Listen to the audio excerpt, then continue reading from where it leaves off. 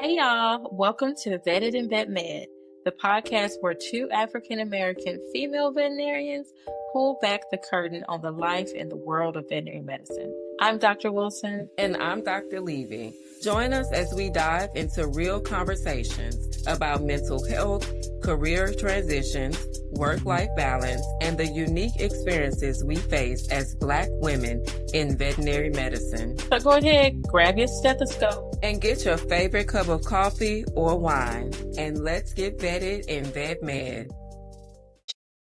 All right, so now we going down, because we got to go down memory lane. Okay.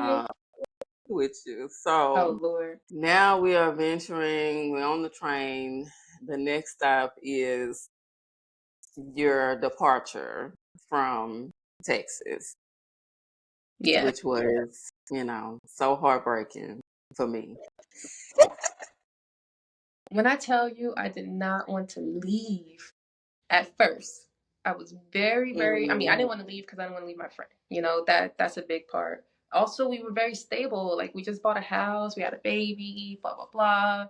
And like very shortly after we bought our house, my husband shares that he wants to go back to school and get his MBA. And not just to get his MBA, because he can get his MBA anywhere. He really wanted to go to one of the top universities. A lot of his coworkers, he was at the time working for Chevron. A lot, not even his coworkers, I'm sorry, that's the wrong word, his friends, literally friends, Tuskegee grads that were at Chevron with him, which I'm so proud of. I'm so proud of that group. One of them went to Harvard, one went to MIT, one went to Penn. And he saw, like, he would hear about what their experience was like at getting their MBA at these schools, and like the networking opportunities, and like just the life-changing experience it is, like, going through that program.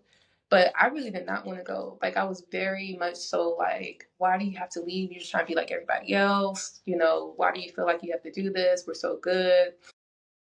And I realized I was being selfish. To be honest. I was really thinking about my own stability. I was really thinking about the present. I was really thinking about myself, and not really like what life would be like if he didn't try to do this. You know what I mean? Like the regret and the resentment. Exactly. Probably the resentment. You know what I mean? If I kept him from pursuing it, and he would rightfully have, like, I would understand that in this mindset that I'm in now. Like, this is something that is really important for you to try to do. I say that like this on this end. I was not thinking that like that, on the other end. And he tried, the first time he tried, he was on the wait list for it. And then he reapplied like the following semester or something like that. It wasn't until I said, I'm on board with this 100%. And I supported him, like 85%. I would like watch Asher while he studied and, all that, but I still wasn't 100% on board. And it wasn't until like I was 100% on board that, like, literally maybe a week after we had that conversation, he got the phone call that he got in with a scholarship. Okay. The universe be universe, and the gods be gods, and the ancestors be ancestors. Yes. Okay. Yes. They like, listen, my girl's struggling. Yes. But we're going to work it out. Yes. As soon as she accepts, everything's going to fall into place. Yeah. I love that. Yeah. Love it. I had to say bye to my friend. I had to say bye. And, the house was being rented at the time because it wouldn't get sold. And we packed up our stuff and moved across the country. And, me, Asher, and Roderick we went from like a nice, like 2,500 square foot house in Houston to a 600 square foot student housing department in New Hampshire. You know what I mean? Not very nice at all. I was pissed when I showed up and saw how Still shocked. Just but in real fashion, she doctored it up. Oh yeah, I tried. I never got it to where I needed it to be, but it was only 2 years. And I also Mm-hmm. realized there's more than just where you live when it comes to like being here. We ended up having an amazing experience, like Mm-hmm. literally life-changing experience.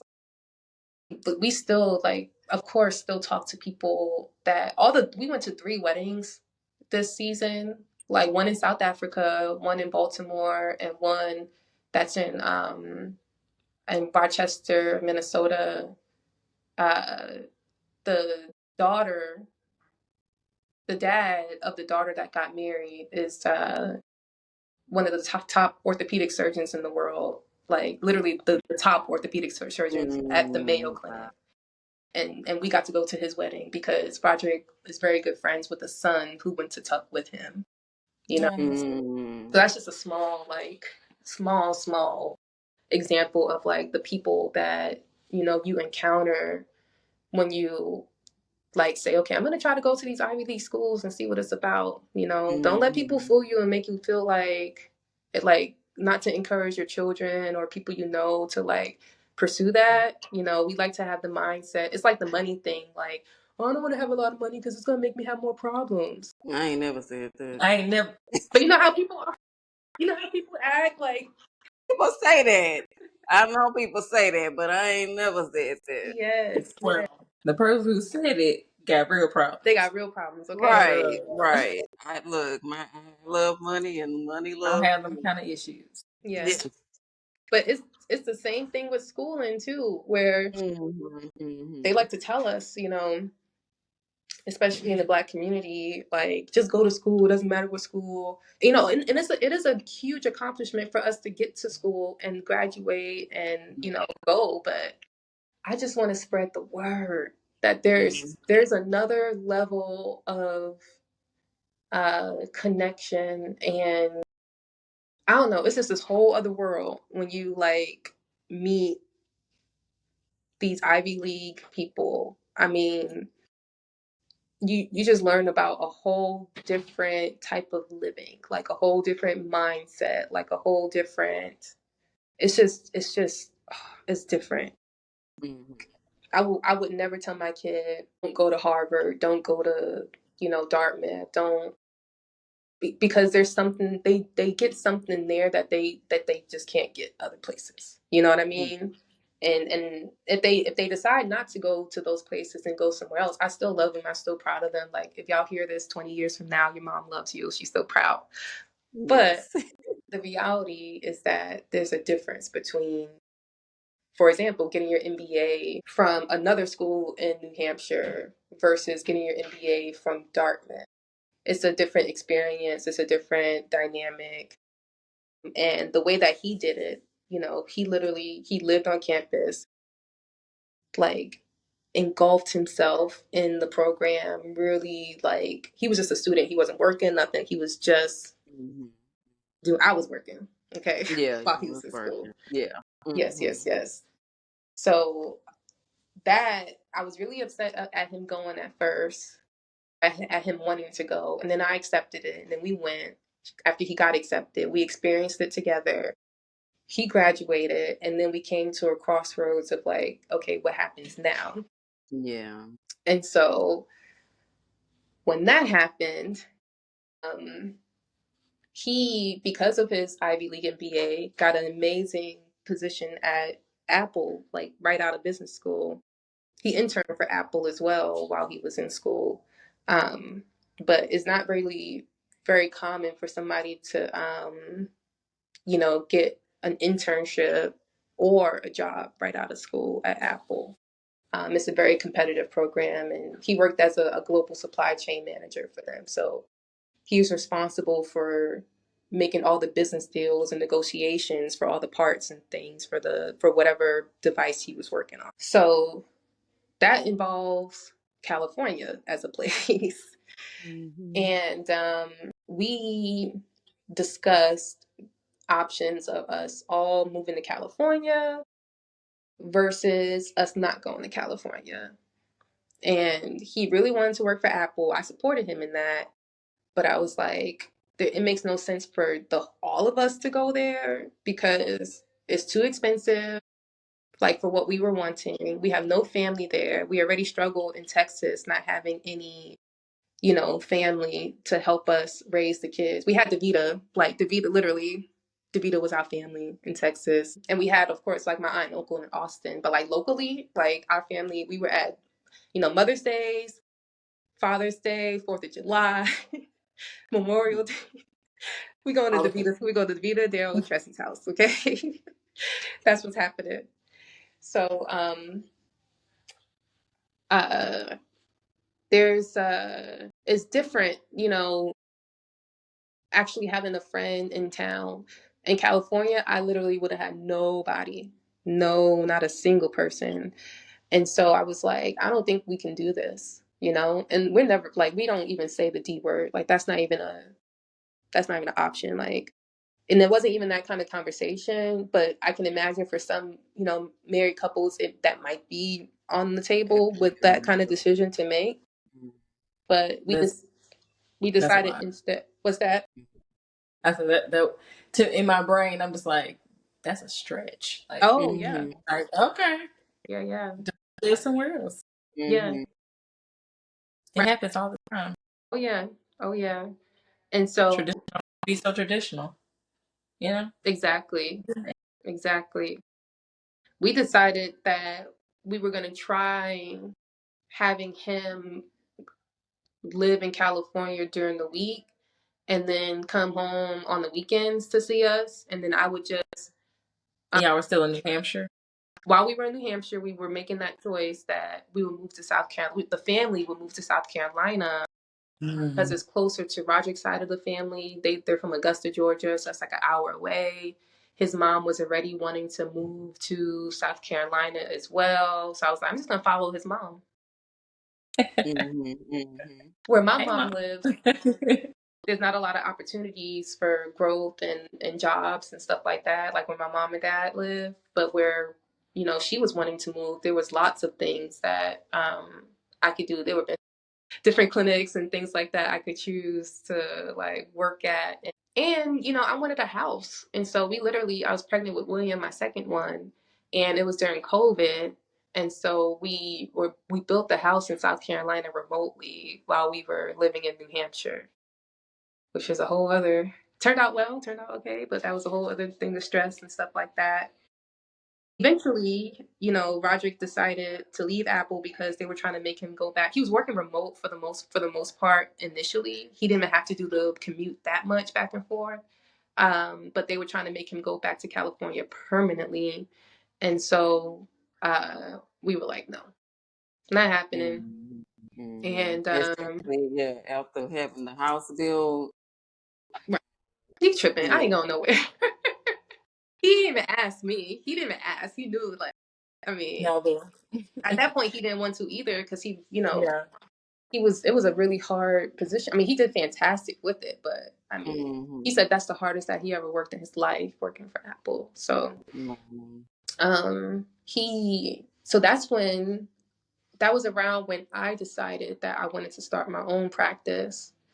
And I told him, if you're not 100% on board with this, I'm not going to do it. You know what I mean? Because I've had other like entrepreneurial endeavors in the past, and that didn't really go as far as I would have liked. But it's a journey. I loved it. Oh yeah, thank you. I loved it. It's a journey. Yes, thank you. That's okay. I mean, I remember in vet school, I was selling soap and lotion to our professors between class. You know what I mean? Like that's the body butter. Yeah, I'm like, she had a whole workstation, a whole little warehouse situation. Yes. And when I was in New Hampshire, I actually had a church allow me to use their basement to make soap. For the nonprofit that Davita and I were starting at that time. So I've always had that, like, entrepreneurial, wanting to start something type of mentality. But I said, if you're not 100% on board, I'm not doing it. And when I presented it to him, he was like, I'm 99% on board, which was like really high, and compared to like other things. So I was like, okay. Yeah. And the more he thought about it and meditated on it, he was eventually like, I'm 100% on board and I want us to do this together. And I was like, Mm, because yeah. he has that business acumen, from Right. Dartmouth, and I have the Right. medical side. And so us coming together was like, it was, Magic. where that's how we got here. Mm-hmm. Yeah. I love Yeah. that. Yeah. So just feeling like the entrepreneurial bug, that's what drove you from wanting to own a clinic to wanting to own a clinic. Yes. There was nothing else at Yeah, all. what was the last straw? Like, yeah, Oh, what oh, oh. what was like, I know y'all okay, want to hear I'm about the, done with this. I'm yes. starting my own stuff. Yeah. Yeah. Yeah. I'm sick of this. Yeah. I'm out of here. Yes. Yeah. We've all had And similar. before you answer that, I do just want to say like it's really admirable, and I feel like for other couples or other married people that you know the marriage looks the way that you want it to look. It is not one way, Right. and it does sometimes include sacrifices, Yeah. whatever that may be. Yes. Because the fact that you supported Roderick in the move, it makes it easier for him to want to support you, Yes. in whatever your next endeavor is. And, Exactly. I don't know. I mean, he probably would have still supported you, but I don't know if it would have been that easy Right. if you hadn't already gone through it and, supported him the way that you did. Oh yeah. No, I don't think it would have, like, he's not petty, but like, Yeah. if I would have held him back, you know what I mean, from like being on the other side of it and seeing what it did for him, and Hmm. like the still like the pride and the joy that he has, and like just knowing that he just the feeling that he has a finishing, like if I would have, oh no, that would have been Yeah. bad. So yeah, you're absolutely right. And we always want to say, what about me? And that kind of thing. But it's not about you. Like, you guys are one, you know what I mean? Like, Mm, we both gotta breathe. We both gotta live. We both gotta feel love and feel supported. So sometimes it takes one person, making that big. But I can't say that was the first thing. It just went back and forth, our entire relationship of one person being there for the other. And, we were mm, long distance married for like the first 2 years, or like the first year, because I was, finishing vet school when we got married and that kind of thing. yeah. Um, but it was like the last semester. No, it was the fall of my senior year of 2013. It was very small, very intimate, last minute, because I know, right? She's like, how come I didn't get invited? I ain't gonna hold it to your heart. No, not at all. It was not my heart. It was more so like, okay, we just need to get this done because we've been engaged for like a whole year now, and neither one of us got money to have no big wedding, but we just trying to move forward with life. So let's just get this thing done and stop being celibate. Yeah. That was hard. I ain't gonna lie to you. That was hard.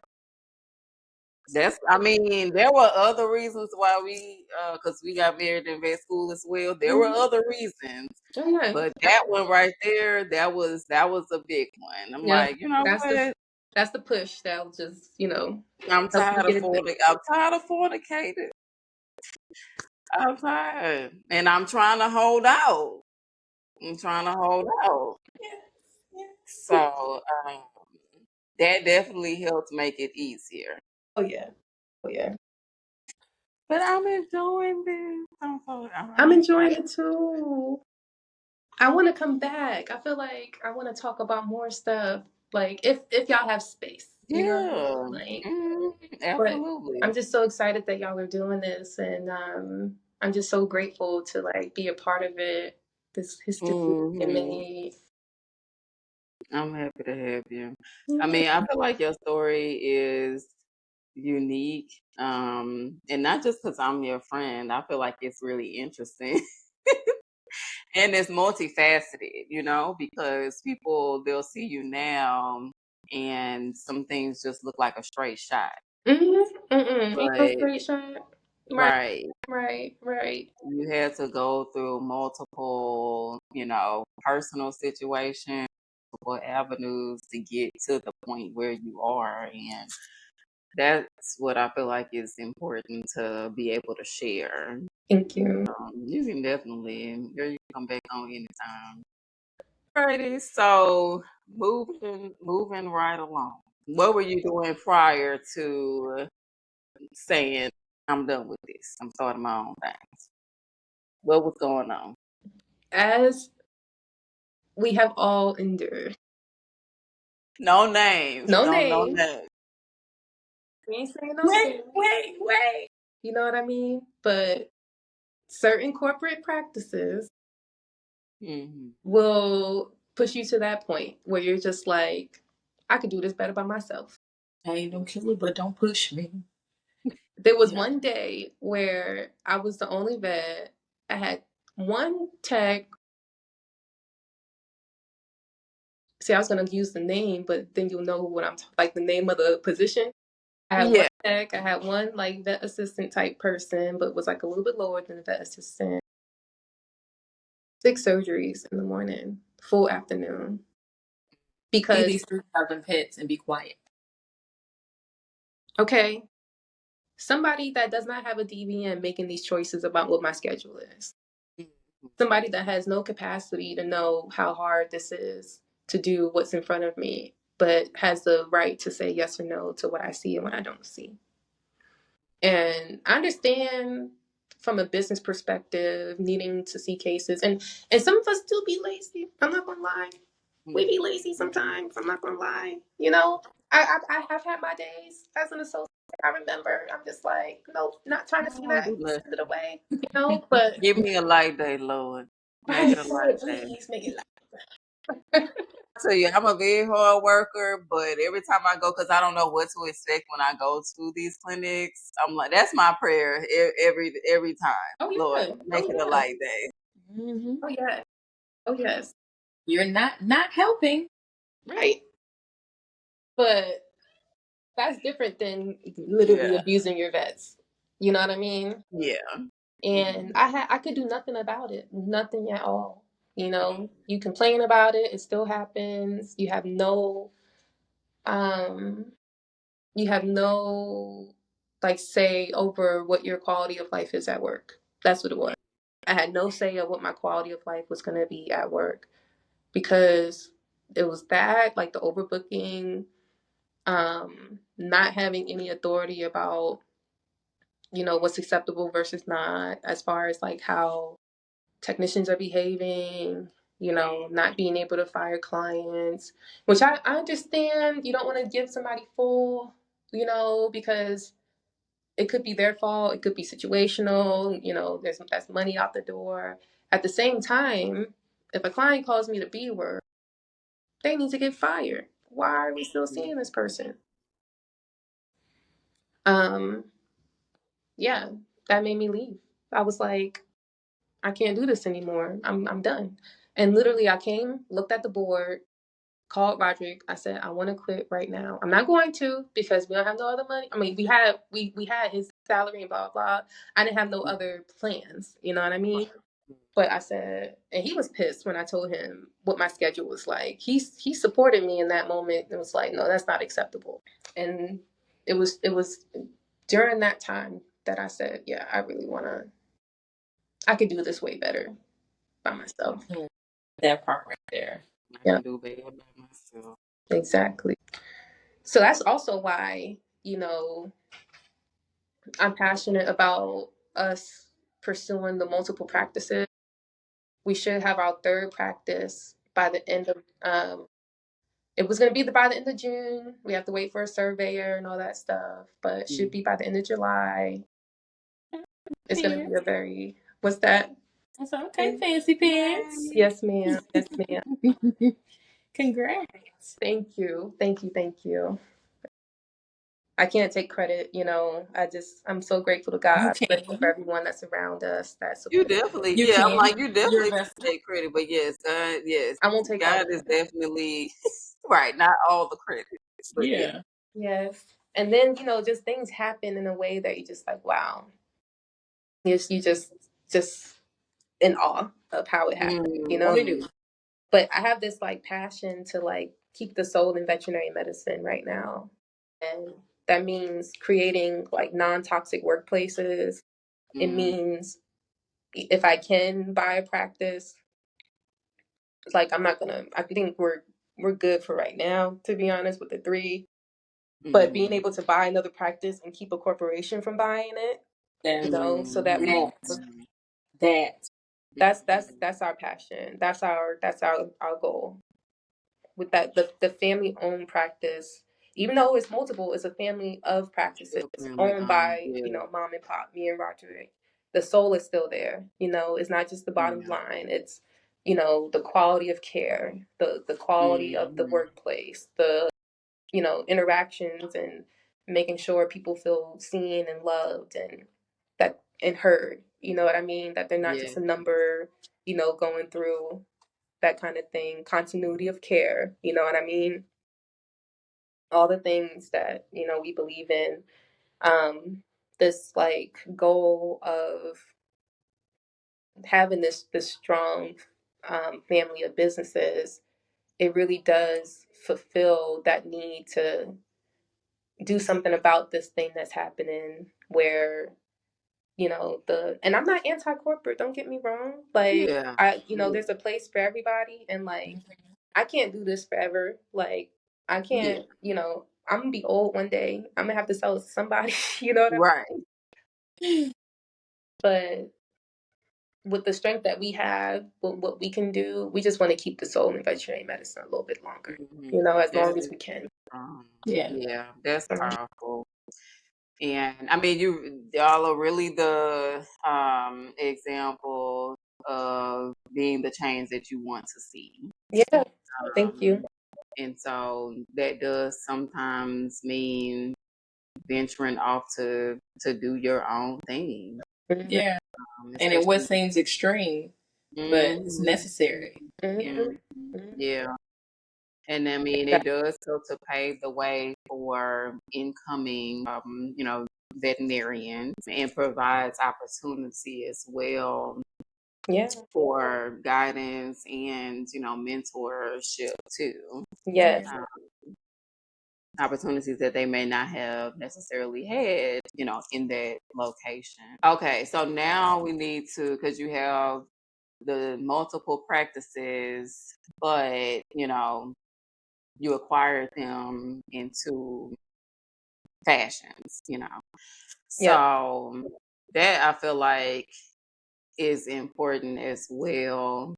And that could be a separate episode to go in greater detail. But I think it's important to note, just to talk about how you acquired both practices. Yeah.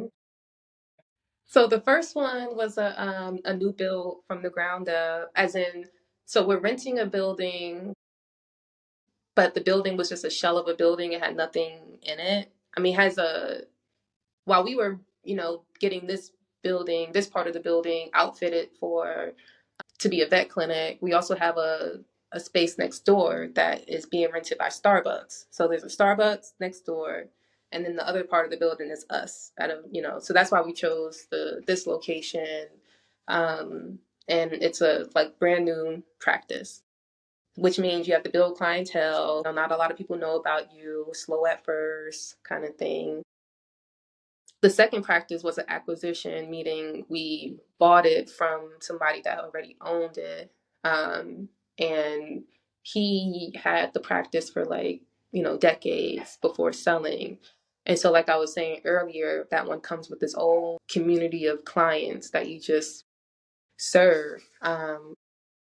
There were a lot of things that we did to change it. We still haven't done our major renovations because we've only been there for like 5 months. But we went from, paper records to electronic medical records. We went from paper records to now using AI to do our notes. So it's like a whole, it's a whole 360. Like, y'all too, right here. Yeah. The robot ladies. Yes. Yeah. Changed my life. I remember when she first told me about it, she said, girl, there's this new thing called ChatGPT. Girl, I have to tell y'all, I don't know if y'all know about the newest app that's just for notes, like in veterinary medicine. I don't know if I can talk about it on here. I know. Well, I know that there are. Yeah, I know that there are some that are specific. Yeah. Mm-hmm. Yes. So now both practices are using that platform to do notes, like period. Like Mm-hmm. we ain't even going back to typing and stuff. Like Mm-hmm. not doing it. So that was a big change. Lots of like things like offering 3-year vaccines instead of just 1-year vaccines. And, we had to change the price because, the previous prices didn't reflect current market value. I'll say it like that. We would have went bankrupt if we were charging, what the other was charging. That was just so that helped us a lot too with making that choice to increase the prices to be fair. That was and most of the community, like 95%, because the quality of care reflects what we're charging, they're happy with it. We're not raising the price but treating you crappy and not practicing good medicine and stuff. And then the third practice is going to be an acquisition as well. It'll be like a doctor that's owned it for even longer than that, wanting to retire and wanting to sell it to us. And there's different ways of financing. The first two, we went with the bank. The first was a conventional loan. The second was an SBA loan. And then this one is a seller finance because we were blessed enough, like I said, things just for him to cover 100% of it. We put 10% down rather. And then he's pretty much the bank for the rest of it, which is not very common. Like most of the time, they might do 50% financing with them. You got to go to the bank for the other 50%. But to be able to just go straight to him and he loans us what we need to, buy the practice, it's incredible. Mm-hmm. And he's a good person to, do that with. He's just ready to, he's just ready to throw in the towel. Yeah. He's been serving the community for so long, and he's very well known. It's time for him to enjoy the rest of his life. Yeah. We're gonna let him do that. Label. Yes. Mm-hmm. And when he tried to sell it to corporate like 4 years ago, it wasn't very nice the way they were treating him. You know what I mean? Every cotton ball in your practice is owned by me now. Like that's Yeah. I'm glad okay. he did settle. No, not okay. So we would never treat anybody like that ever. Right. So yeah, there's all different kinds of way to get it done, and it's hard. It really is hard, but it's rewarding. It's really rewarding, and it's really, like I said, just that aspect of knowing I'm in control of what the culture is. I'm in charge of the culture, and I can say you have to leave because you are making the culture bad. Or I'm gonna hire you because I think you can make the culture great. Yeah. I have that choice. So and it's not that black and white because sometimes you got to keep people because if you don't, you don't have people to help you. You know what I mean? Right. So there's also, a lot of, we tell people like, if you're going to work for the pet space, you're going to grow. You know what I mean? Like you will grow. Like I grow, it hurts to grow. You're going to grow too. And Roger and I are all about like making sure our employees grow. Like, we don't want you staying in one spot. We don't want you being stagnant. We want you to continuously get better and better and better. And if that means you're so great that you move on and do bigger and better things, I will write your letter of recommendation for you. I will. I just want you to be your best, Yeah. So, I mean, that kind of leads to the segue into because we're gonna kind of wrap it up a little bit. But I did just want to see if you did have any advice for any other vets, especially women and women of color as well, but particularly women who may feel like overwhelmed or stuck in their careers. What advice would you have for Download ChatGPT. But when I tell you, I'm telling you. ChatGPT, Ayana, girl, she jokes, she kids, but I mean, it is really helpful. there's a lot that we would not have been able to do, especially with acquiring the practices and stuff like that. Like ChatGPT made it so much easier for us. When you feel like you don't have the information that you need to make something happen, you have ChatGPT to tell you, like, no, this is what your contract should look like. You upload your contract into ChatGPT. What should I be looking out for? What are some red flags? Oh, this is not good. You need to ask them about this. You need to ask these questions. You need to, that kind of thing. It's just, but on the real, someone that feels like they're stuck in their career, take time to step back and figure out what it is that you really want, you know, and don't let fear of the unknown cripple you from putting your first foot out there and dipping your toe in the water, at the same time. Um, Life is like this crazy dynamic thing where it just changes so much. Like 10 years ago, I would have never thought I'd be here right now doing this, talking about this. No idea. I would have never even imagined, you know what I mean? But that's the thing about life, is that's the guaranteed thing about life, is that it's always going to change, and feeling like you're stuck, it's just part of life. It's just part of, like, that you're self changing and growing, and you're a message that you're trying to give yourself of, okay, I feel like I'm stuck. What does this mean? Does this mean I need to, like, do something totally different? Or does it mean I need to think about how I'm doing this and if I could do this in a better way? Where I'm doing this, if I could do this in a better way? What's influencing me to feel stuck? Is it the kind of practice I'm working at? Is it the people that I'm working with? Is it my boss? Is it me feeling like, I can't go anywhere? And nobody's holding you back, you know? Nobody's holding you back. You are you're the captain of your own soul and your own life. And so if you feel stuck, like, you just gotta do something about it. You know what I mean? You gotta move forward. Other thing is therapy. Like, therapy is so good. I saw it there. I mean, I am not currently in therapy.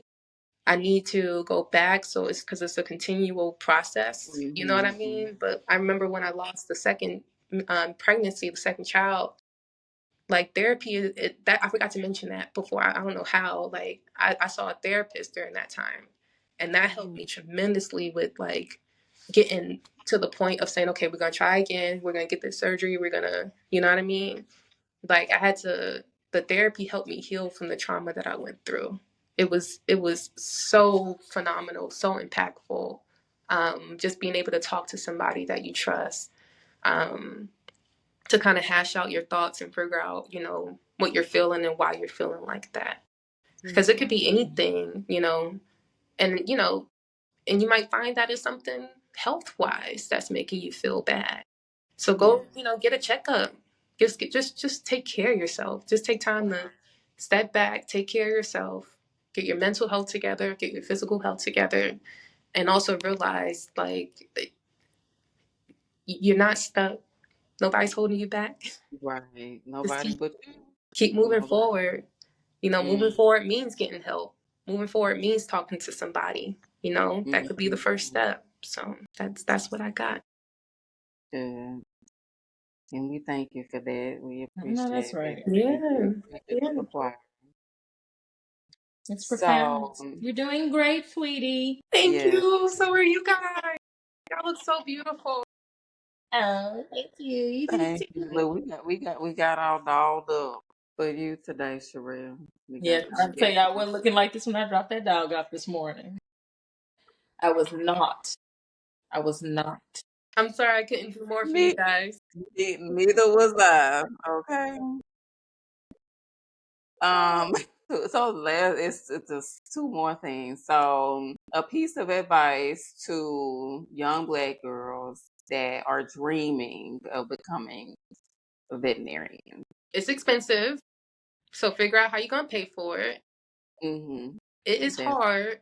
So, ain't no I'm playing around with cats and dogs kind of thing. It is competitive. Like, get your experience, get your hours, take it seriously. You know, it's not something, you know, you can do it. Like, you know, like your black skin is not keeping you from being able to like be smart enough to get into vet school. There's other factors that might be contributing, you know what I mean? Societal and things like that, that you have to consider because of how you were born and the country that we live in, the society that we live in.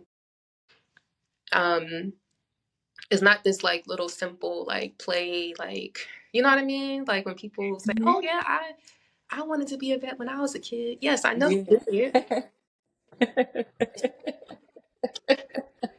I know you did. And you decided not to. Right. And so did I. Not trying to throw shade, you know what I mean? Yeah.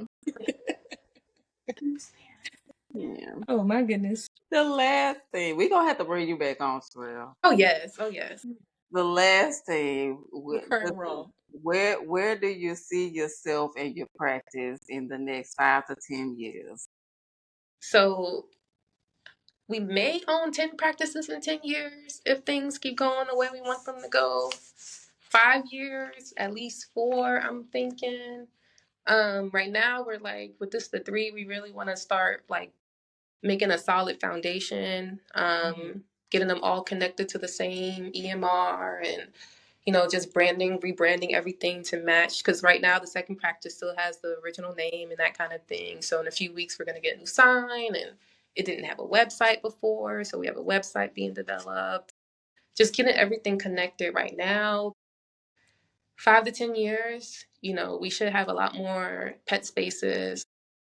Possibly, you know, we might stop and say we're done with this because it's hard. It's a good chance we might have more. In 10 years, my 7-year-old will be 17. So he's going to be, you know, about to graduate and go to college. And, you know, hopefully I have this thing running on its own so I can travel and see him and travel other places and just, you know, be more administrative. Definitely not, you know, practicing, not definitely not, but definitely practicing less for sure. Yeah. That's it. I love it. I love it. This has been great. I've Thank enjoyed this you. thoroughly. Thank you Like I for having said, me. So I will say this. I know I have my punchlines and that you're doing great, sweetie. Yeah. You really are a vision Mhm. in itself. Like Thank you. what my family likes to say for sure is our ancestors' dreams. Thank you. That means a lot. That So, means a yeah, lot. Yes. Thank I'm you. so proud of you.